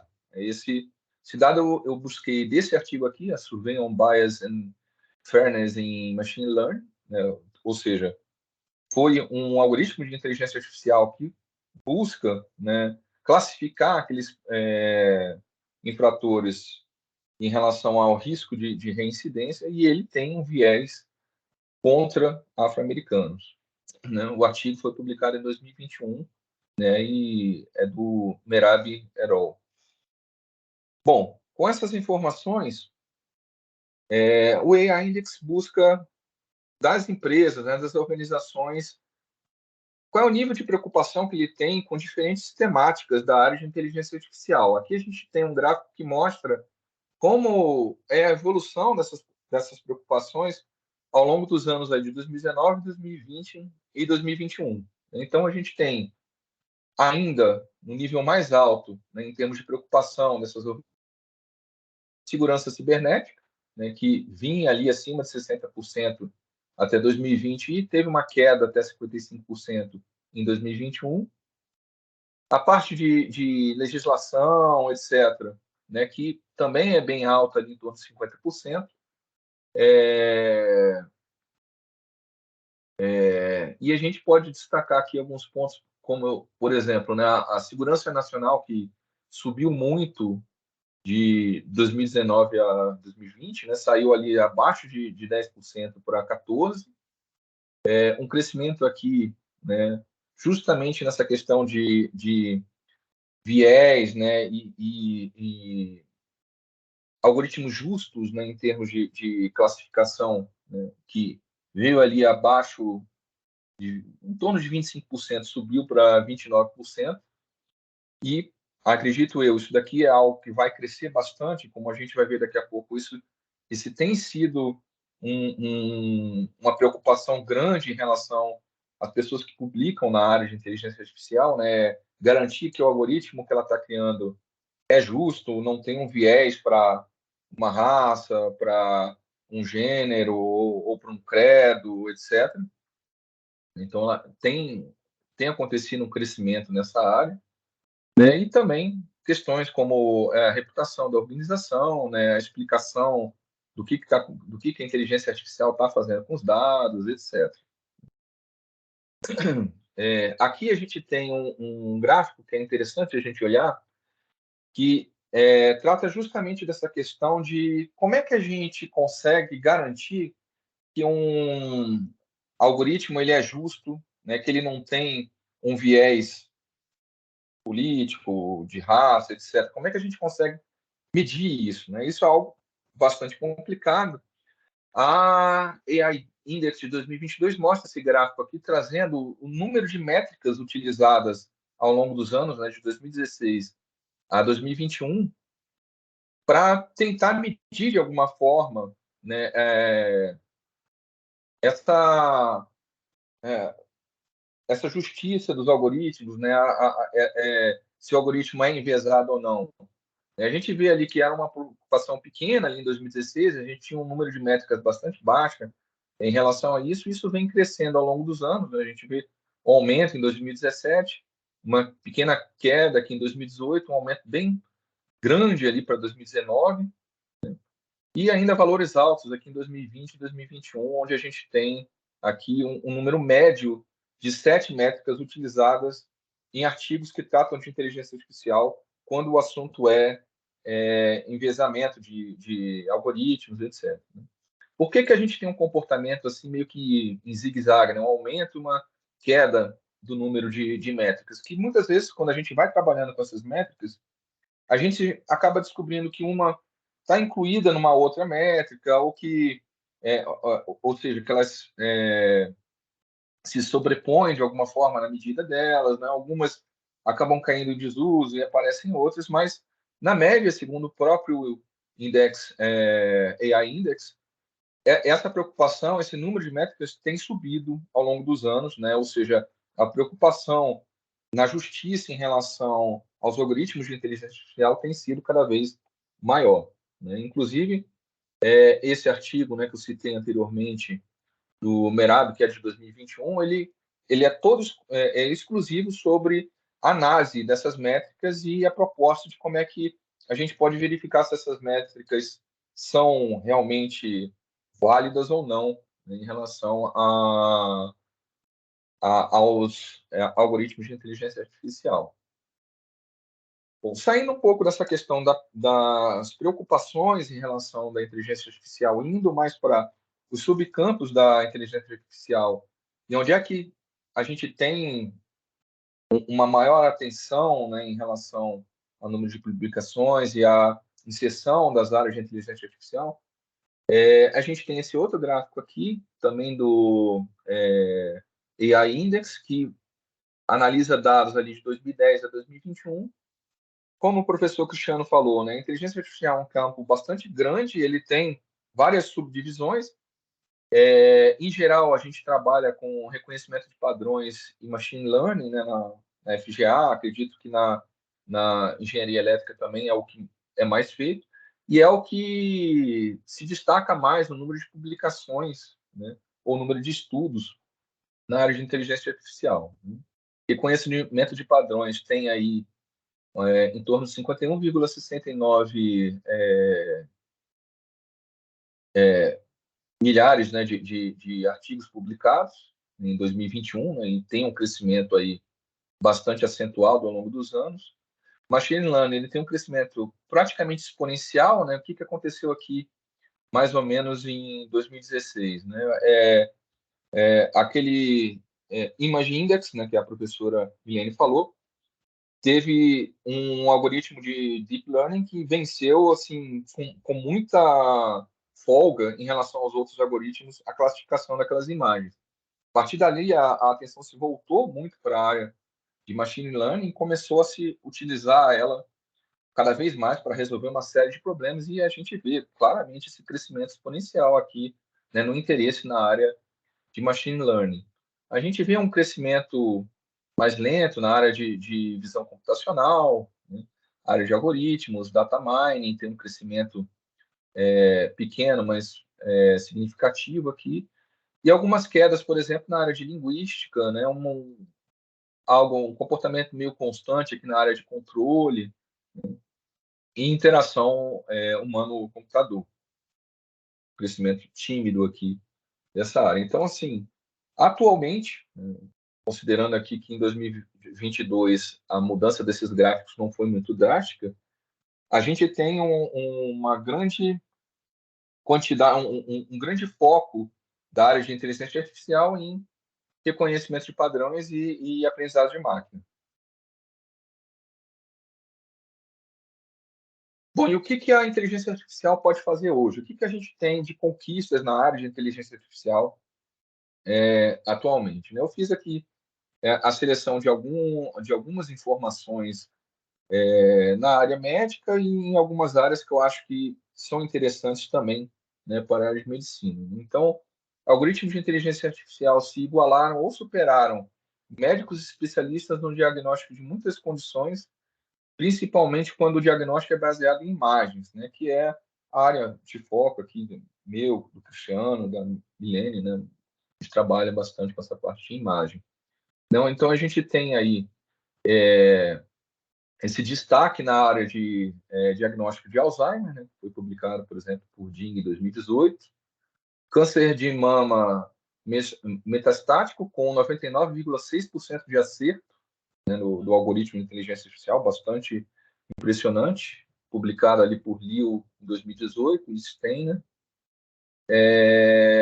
Várias doenças oftalmológicas foram publicadas ali por Gulshan em 2016, e doenças de pele também ali por Liu em 2019. Então, essas são áreas onde os algoritmos de inteligência artificial têm se destacado, têm se igualado ou até superado especialistas nesses ramos aqui, né, na área de diagnóstico. Algumas outras conquistas da área de inteligência artificial que eu acho que vale a pena destacar, né? Eu selecionei 3 aqui para mostrar, né, e a gente vê aonde é que a pesquisa na área está chegando. O Willett, em 2021, né, publicou esse artigo aqui, High Performance Brain-to-Text Communication via Handwriting, que utilizou sujeitos que tiveram alguma paralisia nos membros superiores, principalmente por lesão na coluna, pelo que eu me lembro, né, e eles usam um algoritmo de inteligência artificial para traduzir o que a pessoa está pensando, né, utilizando um EEG, e transformar aquilo em escrita de texto, né? Ou seja, a pessoa imagina que ela está escrevendo uma carta ou alguma coisa assim, e o computador começa a escrever, colocar as letras que a pessoa está pensando ali na tela para ela, né? Eu até anotei aqui, deixa eu ver se eu acho rapidamente alguns valores para isso, né? Eles conseguem escrever até 90 caracteres por minuto, o que é bastante rápido para uma pessoa que não tem, né, o uso dos membros, com 94,1% de precisão bruta, né, e online, ou seja, em real time, a pessoa está escrevendo, né, ou pensando em escrever, e a escrita vai aparecendo na tela. E quando ela passa por um processamento offline, ou seja, usa-se um algoritmo após a pessoa pensar no que está escrevendo, essa precisão chega a 99%. É bastante grande aí a precisão desse algoritmo proposto aqui por Willett, né? Uma outra área relacionada à área de inteligência artificial, ela não necessariamente está ligada diretamente à inteligência artificial, mas pode ser usada em conjunto com a inteligência artificial para, por exemplo, criar robôs que se movimentam com uma forma mais parecida com a forma humana. Esse artigo publicado aqui pelo Ruiz, né, em 2021 também, onde ele criou músculos artificiais que ele chama de cavatappi, que é um tipo de massa italiana, né, que tem conseguido chegar bastante perto da performance humana, só que com mais força e maior potência, né, em relação ao humano. Esses músculos que foram criados conseguem uma contração de 45% do tamanho natural dela, né, tem uma potência de 38 kJ por quilograma e 1,42 kJ por quilograma em termos de potência. 0,38 em termos de trabalho e 1,42 em termos de potência. Um outro estudo, eu achei bastante interessante, foi esse estudo aqui da ASHA, né, que é Universal Antigen Encoding of T-Cell Activation from High Dimensional Cytosine Dynamics, né, que usou uma rede neural para tentar compreender, modelar como as células T se comportam no aprendizado de um antígeno que entrou no corpo. Então, pelo que foi publicado por eles na revista Science, né, essa inteligência artificial conseguiu se aproximar bastante e compreender melhor como é que é o processo de aprendizado das células T, o que pode ajudar bastante, por exemplo, em otimizar imunoterapias, principalmente voltadas para o câncer, conforme o autor citou, né? Um último caso que eu acho interessante citar, que se deu esse ano, é esse caso aqui dessa pintura que está aqui na tela, né, que foi feita inteiramente por uma inteligência artificial e ganhou o primeiro lugar na competição de Belas Artes de Colorado State Fair. Então, é uma figura que foi totalmente feita por uma inteligência artificial e ganhou o primeiro lugar da feira. Isso causou, né, um descontentamento bastante grande entre os artistas e, ao mesmo tempo, levanta algumas questões que são interessantes para a área de inteligência artificial, como a quem pertence a propriedade intelectual dessa pintura? É da própria inteligência artificial? É da pessoa que programou a inteligência artificial? É de domínio público? E, ao mesmo tempo, a gente pode utilizar a inteligência artificial para concorrer a esse tipo de prêmio? Isso é justo? Né? Então, esse fato que ocorreu esse ano traz aí uma série de questões éticas e também de regulações legislativas, etc., que são interessantes para a discussão na área, né, e que começaram a surgir agora. Inclusive, alunos meus da área de inteligência artificial costumam perguntar muito, mas uma inteligência artificial consegue criar alguma coisa, né? Ter imaginação? Bom, a partir de agora isso pode ser discutido de uma forma mais profunda, porque a gente tem aí algo que é uma expressão artística, né? Onde uma inteligência artificial ganhou o primeiro lugar nessa feira. Pessoal, era isso que eu queria apresentar para vocês. Eu espero que tenha sido de proveito. Né? Eu devolvo a palavra. Obrigada, Fabiano, Milene, Cristiano, né? Realmente são. Eu tô achando bem bacana porque vocês trouxeram assim exatamente aquilo que a mesa propunha, né? Que são as oportunidades. Cristiano e a Milene falaram bastante de oportunidades, e agora Fabiano trouxe também alguns desafios, essa questão dos desafios éticos, né? Que na área da saúde a gente tem desafios maiores ainda, a gente discute bastante a ética em pesquisa, principalmente em pesquisas em saúde, né? E também agora com a Lei Geral de Proteção de Dados, a questão do uso de dados dos pacientes também, né, em todas essas ferramentas que a gente tem conversado.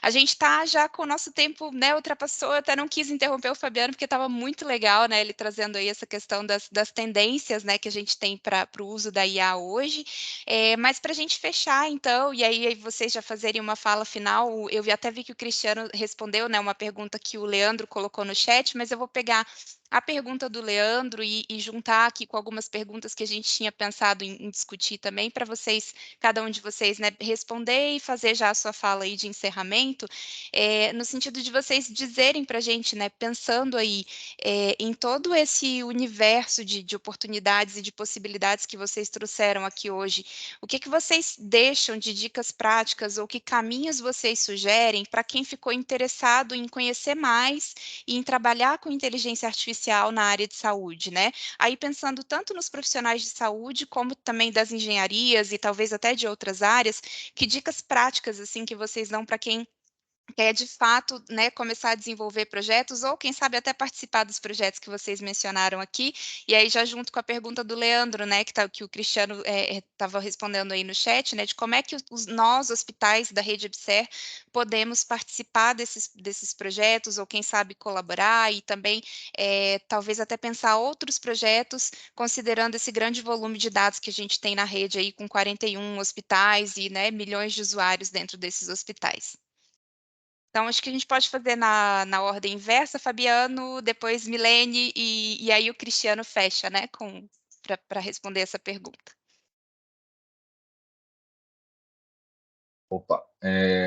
Então, em relação a como começar, né, a trabalhar na área, realmente uma área bastante extensa e é complicada, e eu vejo uma armadilha muito comum, né, de alunos, colegas em relação à inteligência artificial, que é pegar o que está na moda naquele momento e tentar aplicar, né? Ou seja, para quem tem um martelo, tudo é prego, né? E conversas com o Cristiano, com outros professores, um pessoal que tem um conhecimento na área de inteligência artificial, muitas vezes aquela ferramenta não é a mais apropriada para uso, né? Então, assim, eu recomendo fortemente que, primeiro, veja o que você quer fazer na área de inteligência artificial. Quero trabalhar na área de classificação ali, de pré-diagnóstico, de imaginamento e tal.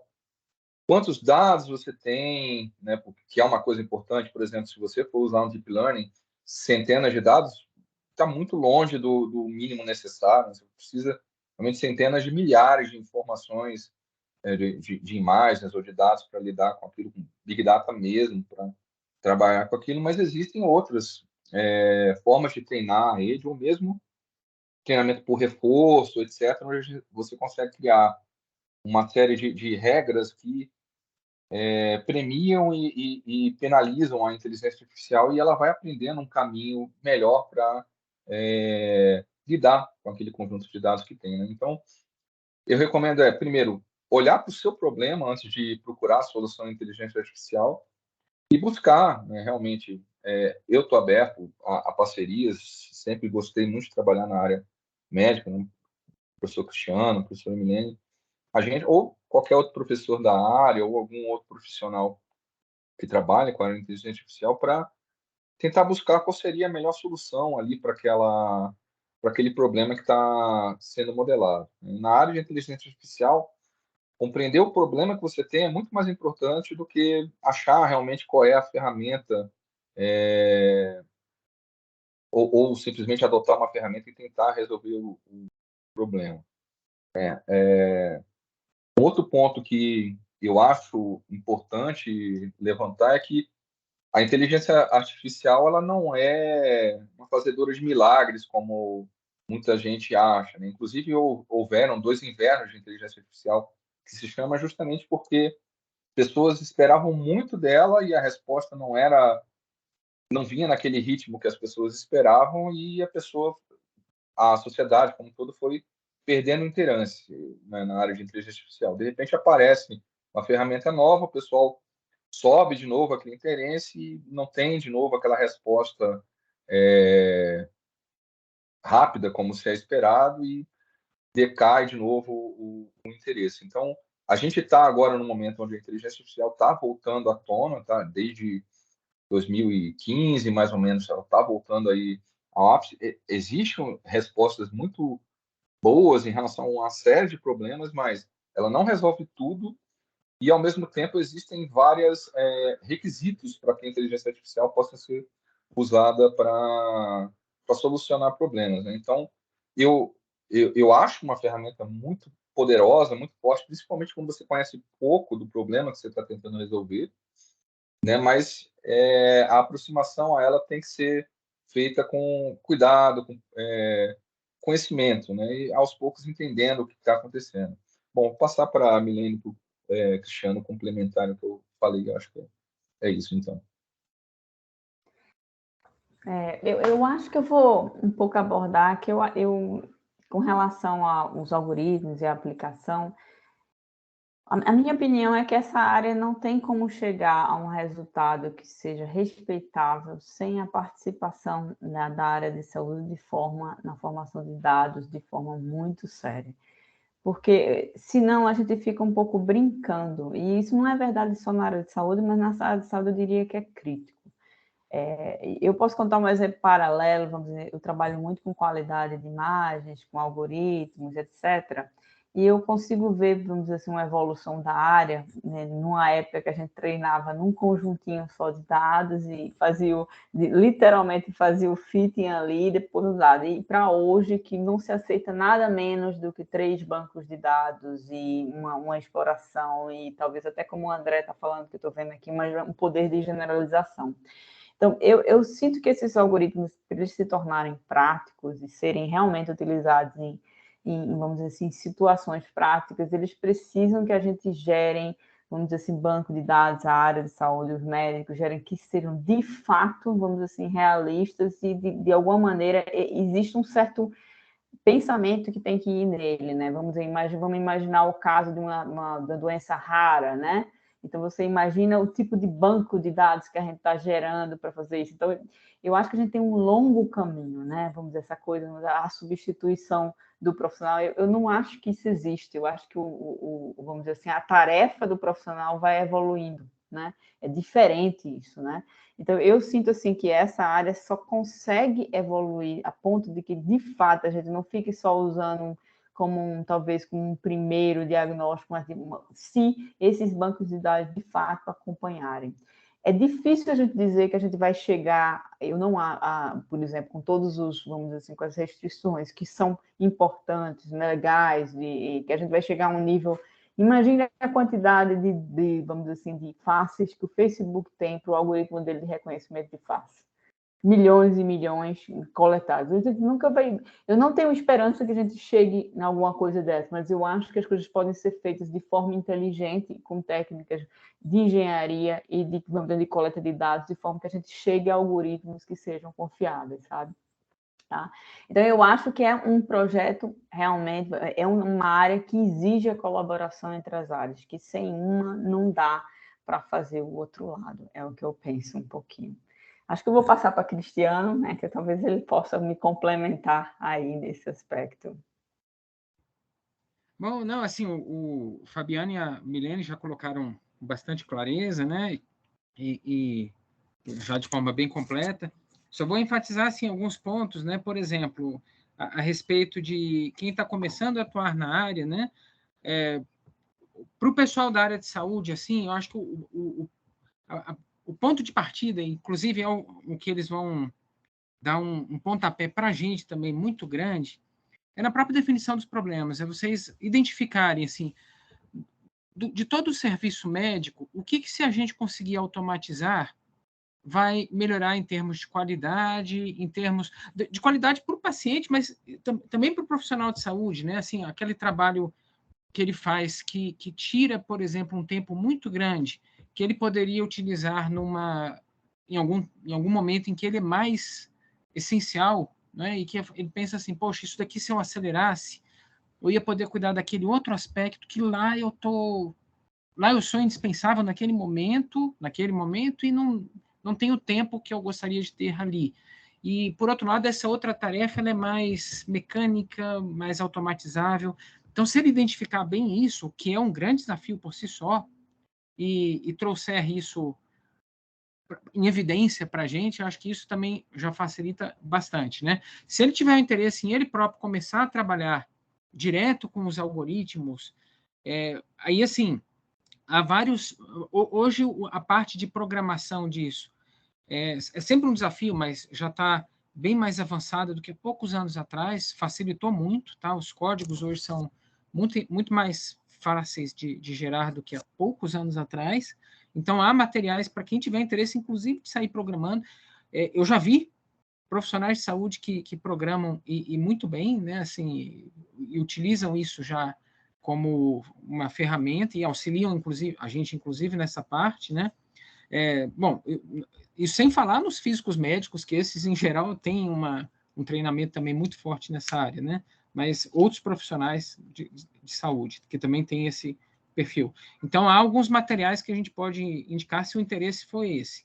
Agora, se o interesse é, não, eu quero contribuir aqui com a minha parte de saúde, essa questão da definição do problema, a questão dos dados, ajudar a gente a levantar dados, as imagens, e a questão do volume é muito interessante, mas também a qualidade, e a qualidade, assim, não que tenha que selecionar imagens que foram muito boas, não, pelo contrário, selecionar imagens que cumpram todo o espectro que normalmente, toda a gama que normalmente a pessoa espera encontrar na prática dela, né, no que ela encontra no dia a dia, né?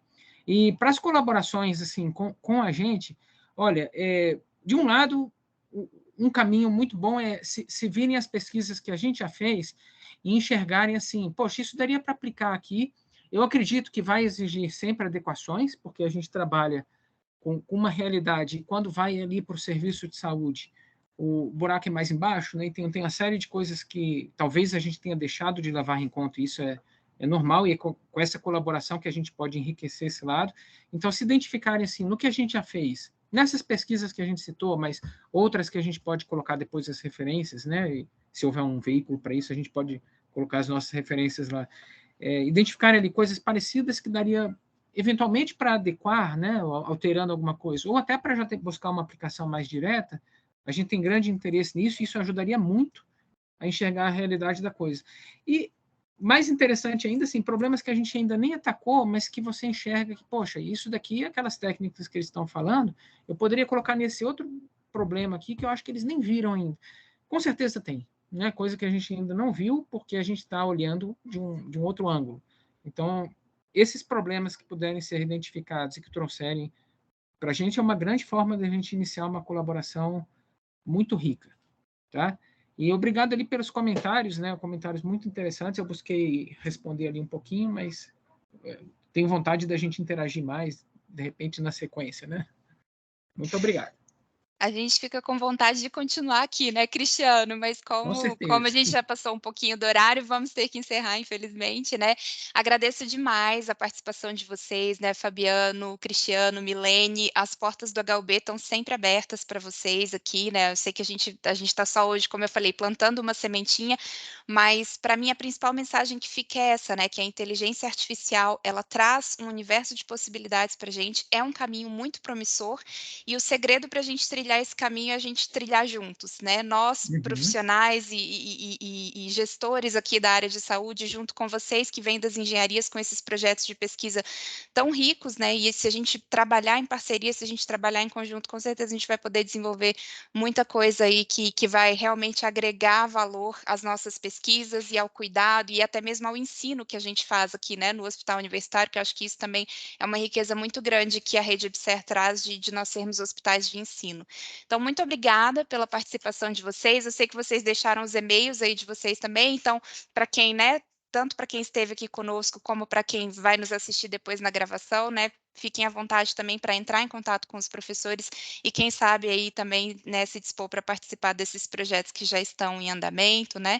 E agradeço demais por toda a disponibilidade de vocês em estar aqui com a gente hoje. Só lembrando que o registro de presença aqui na mesa redonda, ele foi automático para quem se inscreveu e acessou a plataforma de transmissão pelo site, e que o certificado de participação, né, para quem assistiu, vai estar disponível na plataforma da Event3 em até 30 dias depois do evento. As atividades da nossa jornada científica, elas continuam até quinta-feira, as inscrições ainda estão abertas, então entrem lá no site, confiram a programação de amanhã, de quinta e participem.